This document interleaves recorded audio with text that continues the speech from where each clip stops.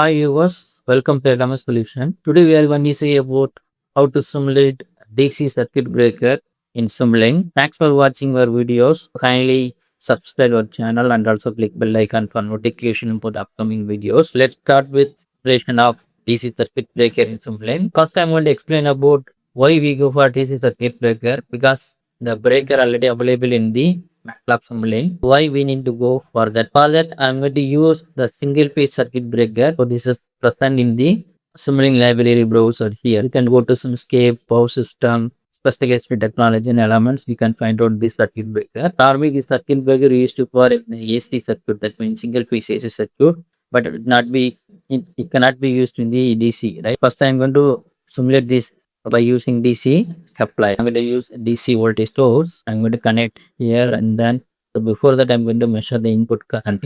I'm going to use current measurement and then I'm going to use voltage measurement to measure the input voltage, and then I'm going to use load. For that I'm going to take series or it's a branch that going to be connected in the load, and here also I'm going to measure the current and then voltage across that load. Here I'm going to connect voltage measurement across DC source, and here I'm going to take R by E equal to 10, and then I'm going to connect voltage measurement across this load. So next I'm going to use scope to measure the input voltage current and the load voltage current. I'm going to use scope. Here I'm going to measure 4 quantity. I'm going to configuration property and type 4 here, and that's going to make 4 layout. Now I'm going to measure input voltage, input current, load voltage and load current, and here I'm going to use step signal to control the breaker.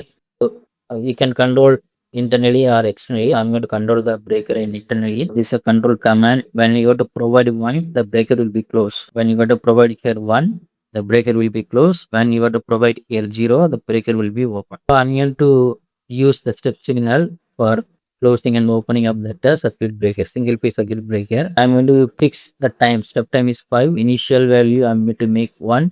The final equal to 0. From 0 to 5 seconds, 1, that means 1 will be is given to the breaker. So then breaker will be closed. When after 5 seconds, 0 will be is given to the this control input. The breaker should be open during DC supply. We will check that detail.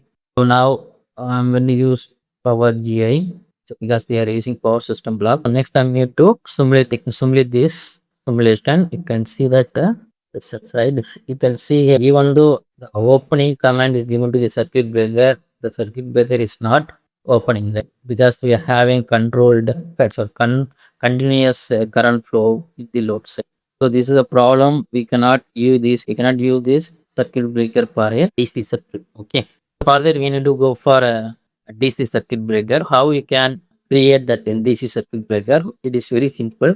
Just type your MOSFET. Just we go to use MOSFET, not this one. Okay, just you go to type MOSFET and use this second one, and then take another one and then rotate this one. So you have to connect opposite direction. I'm going to change the flip the element. Here I'm going to and take this measurement. Now I'm going to connect source to source and I'm going to make subsystem. Here we need to provide same command for both MOSFET, and then this is going to be considered as plus terminal. This is going to be considered as minus terminal. Here you can see that when we are going to give command signal is 1, what happened? Both will be turned off. Circuit will be closed. So when you have to provide command signal 0, so both will be open circuited. You can see that here we have diode in the opposite direction.